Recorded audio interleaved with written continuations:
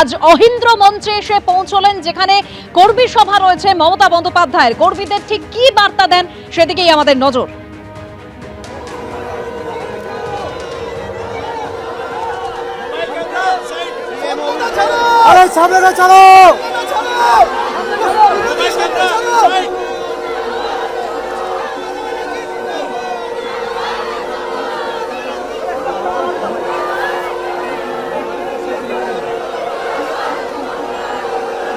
গাড়িতে সিএম আর অভিষেক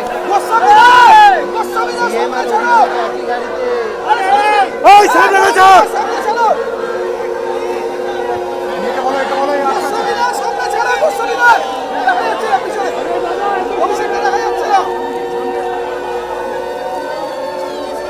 দিদি এই সামনে থেকে সর দিদি অভিষেক দিদি দিদি দিদি অভিষেক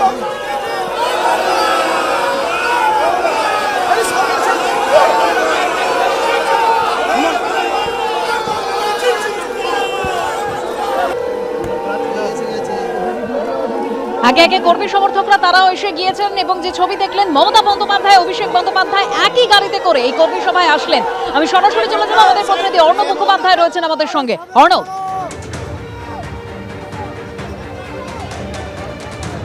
দেখো, একটু আগেই আমরা দেখলাম মমতা বন্দ্যোপাধ্যায় এবং অভিষেক বন্দ্যোপাধ্যায় তারা একই গাড়িতে এলেন এবং এসে তারা ভেতরে প্রবেশ করলেন। 6টা থেকে তৃণমূলের যারা নেতাকর্মীরা তারা পৌঁছে গিয়েছেন ইতিমধ্যেই। বিভিন্ন কাউন্সিলররা এসছেন, কর্মী সমর্থকরা এসছেন, সর্বোপরি হচ্ছে ফিরহাদ হাকিম তিনি এসছেন। এই অহিন্দ্র মঞ্চে এই কর্মী সভা শুরু হয়ে গিয়েছে ইতিমধ্যেই।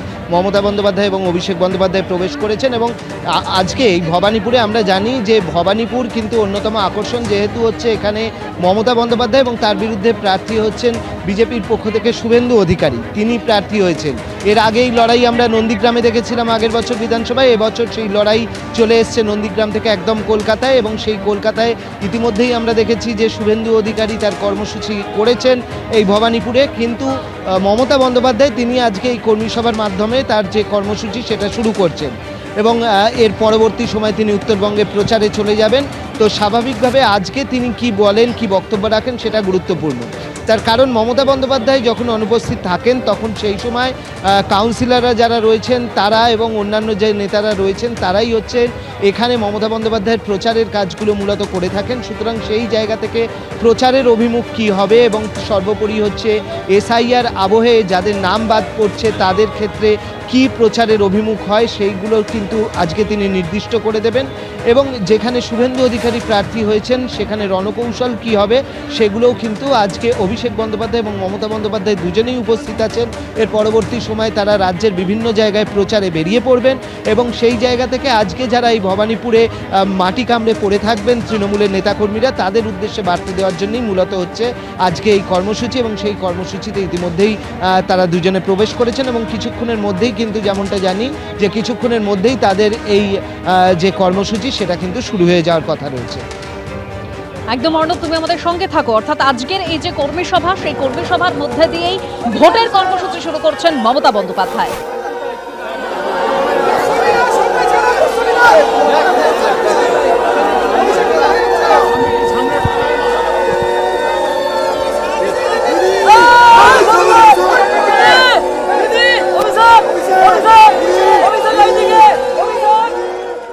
ইতিমধ্যেই মমতা বন্দ্যোপাধ্যায় অহিন্দ্র মঞ্চে প্রবেশ করেছেন, কর্মী সভা শুরু হয়েছে বলে জানা যাচ্ছে। কথা বলবো আমাদের অপর প্রতিনিধি অনির্বাণ বিশ্বাস সরাসরি রয়েছে। অনির্বাণ, ভবানীপুর দিয়ে ভোটের প্রচার শুরু করছেন তৃণমূল নেত্রী। কাল বাদে পরশু জেলায় জেলায় বেরিয়ে পড়বেন মমতা বন্দ্যোপাধ্যায়। তার আগে আজ এই কর্মী সভায় মূলত কোন কোন বিষয়গুলি নিয়ে বার্তা দিতে পারেন মমতা বন্দ্যোপাধ্যায়? তৃণমূল সূত্রে কি খবর? সৌমেন, তোমাদের প্রথমে জানিয়ে রাখি যে উত্তরবঙ্গেও যে সফর শুরু করছেন মমতা বন্দ্যোপাধ্যায়ের নির্বাচনী প্রচার, তার আগেই কিন্তু আমরা দেখলাম নির্বাচনী প্রচারের প্রথম কাজই তিনি করলেন নিজের বিধানসভা কেন্দ্র ভবানীপুর থেকে। অহিন্দ্র মঞ্চে আজকে কিন্তু তিনি কর্মী সভা করবেন এবং এই কর্মী সভা কিন্তু ভবানীপুর কেন্দ্রের যে সমস্ত কাউন্সিলররা রয়েছেন, একই সঙ্গে এই এলাকার যারা কিন্তু নির্বাচনী প্রভারী বলা যায় বা নির্বাচনী দায়িত্ব যাদের উপরে রয়েছে সেই সমস্ত নেতৃত্বকে নিয়ে কিন্তু আজকের বৈঠক হবে এবং এই বৈঠক কিন্তু অত্যন্ত গুরুত্বপূর্ণ হতে চলেছে। কারণ মমতা বন্দ্যোপাধ্যায় কিন্তু আজকে অপেক্ষা করে রয়েছেন। তোমাকে প্রথম কথা জানিয়ে রাখি যে মমতা বন্দ্যোপাধ্যায় যে উত্তরবঙ্গ সফর সেটা কিন্তু প্রথমেই একদিন পিছিয়ে গিয়েছে। তার মঙ্গলবার শুক্রবার থেকে শুরু হওয়ার কথা ছিল সফর, সেই সফর বুধবার থেকে শুরু হওয়ার সম্ভাবনা রয়েছে, এমনটাই কিন্তু তৃণমূল সূত্রে আমরা জানতে পারছি। এবং সেক্ষেত্রে কিন্তু মনে করা হচ্ছে যে আগামীকাল এই যে ভোটের যে সাপ্লিমেন্টারি লিস্ট প্রকাশিত হওয়ার কথা আগামীকাল সন্ধ্যেবেলায়, সেই লিস্টের কি পরিস্থিতি হয় সেই দিকে কিন্তু নজর থাকছে তৃণমূল সুপ্রিমোর। এবং মনে করা হচ্ছে যে কত সংখ্যক লোকের নাম বাদ পড়ছে সেইগুলো দেখে কিন্তু পরবর্তী সিদ্ধান্ত তিনি নেবেন, কোর্স অফ অ্যাকশন কী হবে সেটা তারপর সিদ্ধান্ত হবে। ফলত আজকে কিন্তু কর্মীদের তিনি বার্তা দিতে পারেন। একদিকে ভবানীপুর কেন্দ্রে 47,000-এর বেশি নাম ইতিমধ্যে কিন্তু বাদ পড়েছে এসআইআর প্রক্রিয়ায়, তাছাড়াও 14,000 নাম এমন রয়েছে যেগুলো কিন্তু অ্যাডজুডিকেশন লিস্টে রয়েছে। এখন দেখতে হবে যে 14,000 নামের মধ্যে কত নাম এই সাপ্লিমেন্টারি ভোটার তালিকায় সেখানে কিন্তু অন্তর্ভুক্তি হচ্ছে। যাদের নাম অন্তর্ভুক্তি হবে না সেক্ষেত্রে মমতা বন্দ্যোপাধ্যায় দলীয় কর্মীদেরকে বার্তা দিতে পারেন, এবং সেই বার্তা হচ্ছে এইরকম যে দলীয় কর্মীদেরকে তিনি বলবেন যাদের নাম বাদ পড়ছে দ্রুত তাদেরকে নিয়ে অ্যাপিল যে ট্রাইব্যুনাল তৈরি করা হচ্ছে সেই ট্রাইব্যুনালে যাতে সাধারণ মানুষকে নিয়ে যাওয়া যায়, যাতে ভোটের সংখ্যা যারা ন্যায্য ভোটার তাদের নাম যাতে বাদ না পড়ে, সেই জায়গায় মমতা বন্দ্যোপাধ্যায় একটা বার্তা দিতে পারেন। দ্বিতীয়ত মমতা বন্দ্যোপাধ্যায় বারে বারে বলে আসছেন যে নির্বাচন কমিশন যেভাবে রাজ্যের উপরে একটা মানে অঘোষিত একটা কার্যত বলা যায় রাষ্ট্রপতি শাসন জারি করেছে, এমনটা কিন্তু তিনি অভিযোগ করে আসছেন। ফলে এই বার্তা নিয়ে কিন্তু মানুষের ঘরে ঘরে যাতে কর্মীরা যান সেই বার্তাও কিন্তু মমতা বন্দ্যোপাধ্যায় দিতে পারেন। এবং এর পাশাপাশি অবশ্যই বাংলা বা বাঙালিকে যেভাবে অপমান করা হচ্ছে বলে তৃণমূল বারবার অভিযোগ করছে, সেই অভিযোগ নিয়েও কিন্তু মানুষের কাছে যেতে হবে এবং মানুষকে বোঝাতে হবে। স্বাভাবিকভাবে শুভেন্দু অধিকারী এখানে বিরোধী প্রার্থী হওয়ার পর ভবানীপুরকে কিন্তু আলাদা করে গুরুত্ব দিচ্ছেন মমতা বন্দ্যোপাধ্যায় নিজে স্বয়ং।